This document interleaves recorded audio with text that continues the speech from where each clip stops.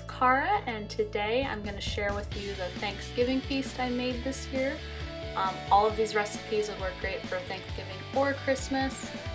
So first up we have cranberry sauce. So you always want to make sure you make your cranberry sauce the night before, or at least really early in the morning, so it has time to cool and set in the fridge overnight.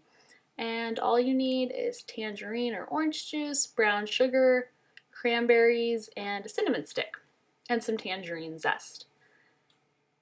This is one of the easiest things to make, so I never get the canned one. Super simple to make at home. And there's lots of great recipes you could do if you have any leftovers.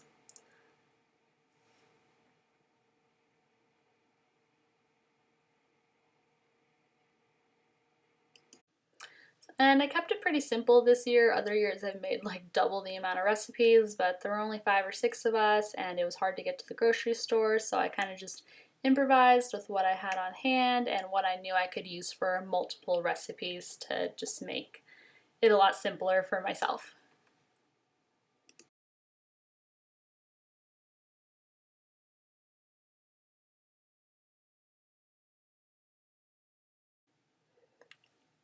Alright, everyone knows when you're cooking a huge feast, you want to keep breakfast pretty simple, but it's still nice to have something yummy and festive in the morning. So I just made these Trader Joe's jumbo cinnamon rolls. They were so good. Definitely recommend. And we had some leftovers, so I ended up just adding those to our dessert spread at the end of the day. And I think holidays is a great time to kind of do a mix and match of homemade and store-bought, because there's so much good store-bought stuff out there and people are not going to complain. So you just kind of spread these around on the pan, pop them in the oven. Then you want to make sure when you take them out that they're not overly cooked, because they're still kind of set a little bit and you want to keep them nice and soft and gooey. And then you just want to spread your icing over the top. Oh, they're so good. I can like smell them through the screen right now.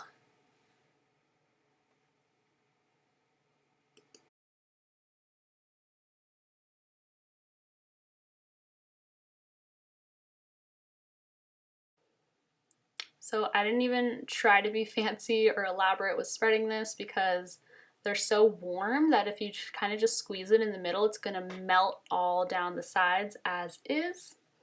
So that made it really nice and simple. I definitely recommend these if you haven't tried them before. And I always want to try the pumpkin ones, but somehow I always forget to buy them. So next year for sure.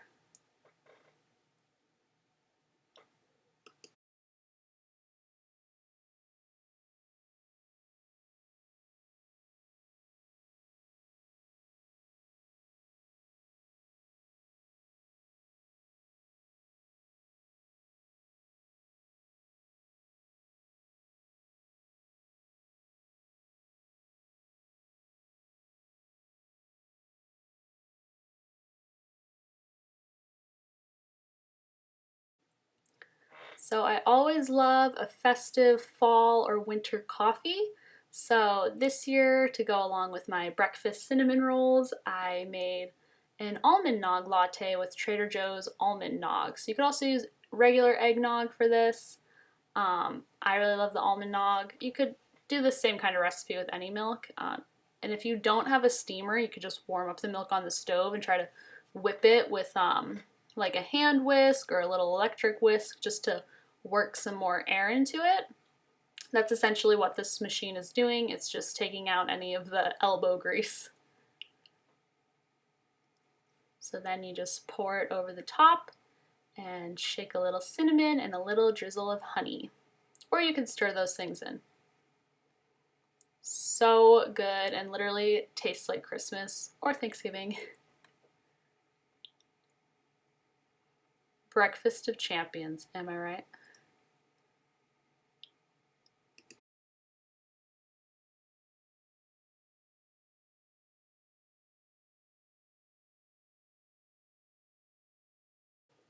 Alright, next up we have a Thanksgiving or Christmas necessity, which is mashed potatoes. Everyone's favorite.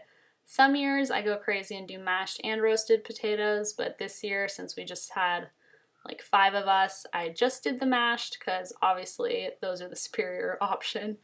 The kind of potatoes I use, you don't need to peel. I personally don't peel like russet potatoes either, but if you wanted to, you could add that step in to get rid of the skins. So you just want to boil them until they're soft enough that you could stick a fork right through.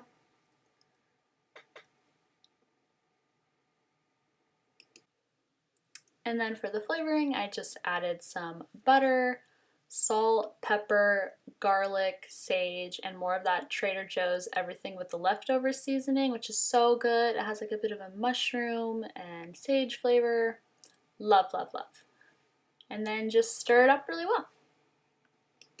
I really love scallions, aka green onions, in my potatoes because they give that onion flavor, but they're like really soft, so they don't really affect the texture too much. So they're a nice, subtle onion to add into there.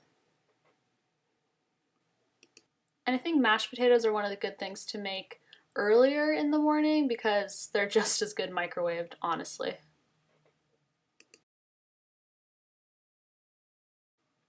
Next up, we have my cinnamon pecan sweet potatoes. I'm obsessed with these. They're really soft, but then they have a crunch from that layer of pecans on the top, and oh, they just taste so like fall and cinnamony and like super delicious. Like as soon as you smell them, you know it's Thanksgiving.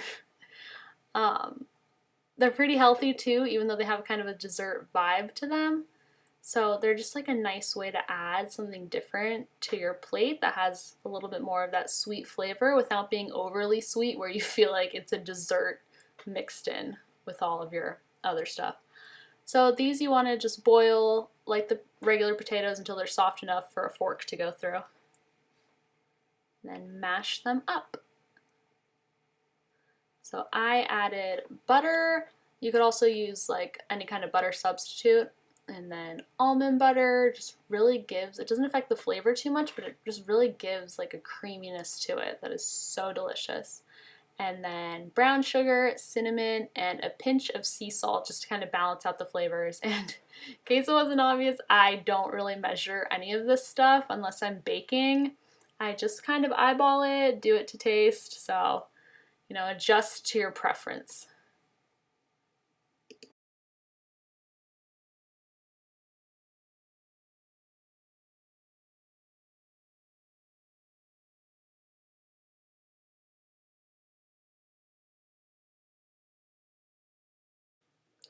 Alright, so once your sweet potato mix is ready, you're going to transfer it to an oven pan, just kind of spread it around nice and evenly, and then you're going to add the pecan mixture over the top, which is just raw. You want to make sure you use raw pecan. I guess you could use roasted too, and then you just don't put them in the oven as long, but I had raw ones, and I just mixed them with some more brown sugar and cinnamon, and then sprinkled them over the top, and then just did a nice layer of maple syrup over the top for just a little bit more sweetness. And yeah, then you want to put them in the oven. Not long because obviously the sweet potatoes are already cooked. You just want to make sure you roast the pecans if you're using raw ones. So just about 10 minutes or so, about 350. I kind of just stuck them in there with the other stuff that was roasting at the time. So just keep an eye on it so that you don't burn your pecans.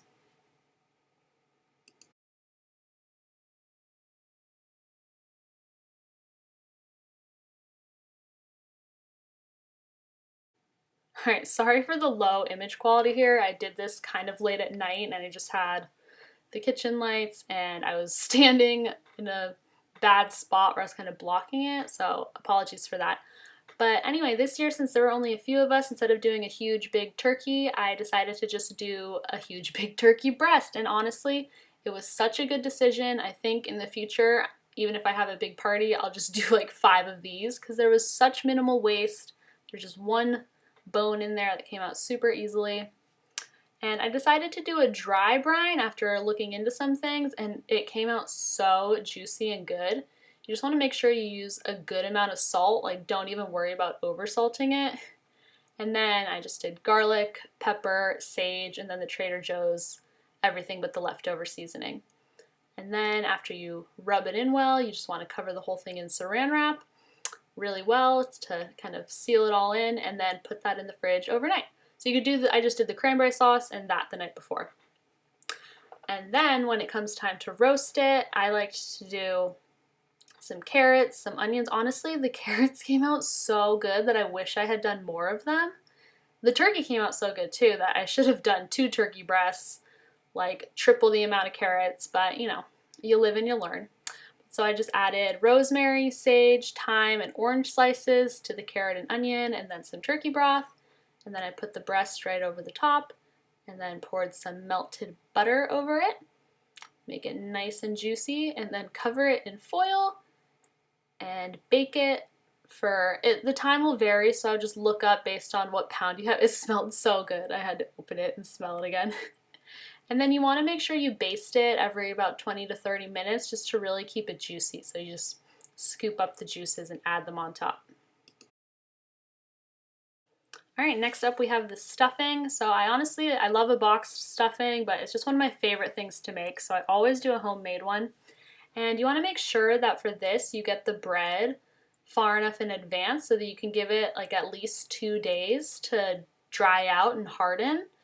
And ripping it up is probably the most tedious process of this entire feast I made, but you know, I just put my headphones in and zoned out and did it. So I used just a regular baguette. I've done it before with like a French loaf. You could even use just like sandwich bread. Any kind of bread is good. I like the baguette because it's not too flavorful of a bread and it just hardens up like really quickly and really nicely. So I did this 2 days in advance and it was perfectly hard by the time I was ready to make it.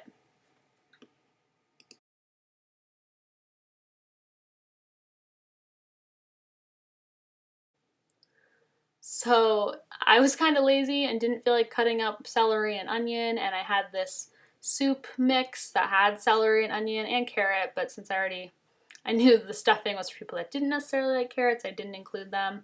But that was just a quick, easy hack of already pre-chopped celery and onion. And then, silly me, forgot to like put the butter in advance, but I would definitely put the butter melted before adding the celery and onion. And you just want to cook them over medium heat until they're soft. And while you're waiting for them, you can prepare your herbs. So I just used that same rosemary, sage, and thyme mix that I got from Trader Joe's. And you want to add your turkey stock. And then you want to add 2 eggs to it and whisk them up really well. This is just going to work as like a thickener so that instead of being soggy, your stuffing is like thick and like well set. And then you want to add salt, pepper, garlic, and sage to that mix. And then pour the celery and onion mix and add the herbs and stir that all up with your breadcrumbs. And then once those are all mixed in well, you can pour your broth and egg mix over the top. And you want to make sure everything is nice and covered and wet with even just like a little bit extra broth peeking through, because you don't want it to be dry, right? And then you cover that in foil and roast it in the oven at 350, just like everything else, for I think it was about half an hour, but I kind of just eyeballed it and just watched until it looked done. It's pretty easy to tell. Okay, my absolute favorite drink around the holidays. A lot of people like whiskey cider. Well, I like apple cider mimosas. So it's literally just champagne and apple cider. Delicious. And then, you know, I just did some canned mushy peas because maybe it's an Irish thing. My family loves them.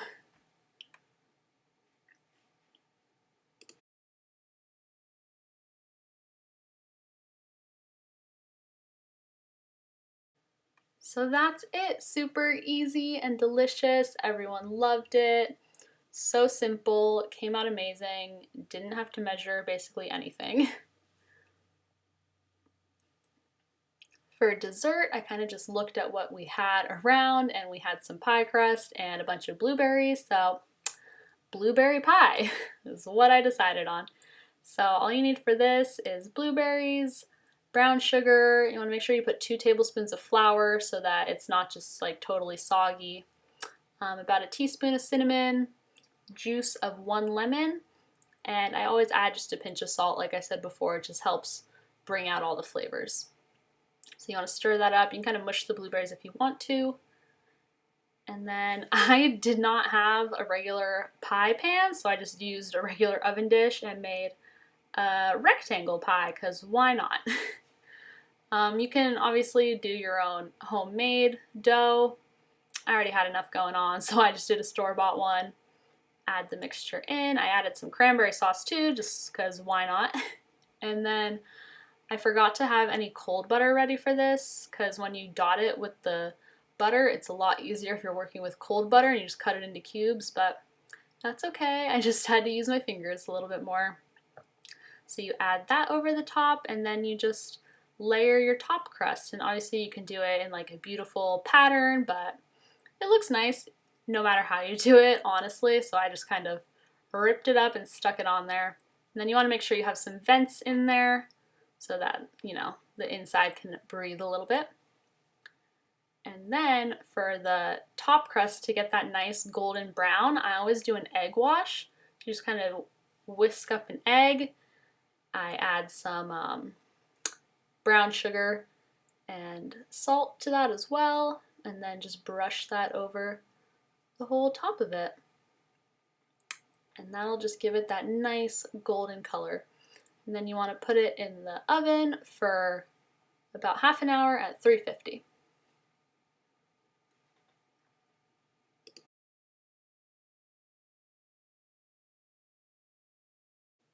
So that's my whole holiday meal spread. I hope that you enjoyed this video. Please like and subscribe if you did. I have a lot more of this coming with a nicer camera, higher quality image, but everything came out so delicious. We had barely any leftovers, and I'm definitely going to repeat some of these recipes next year and for Christmas this year.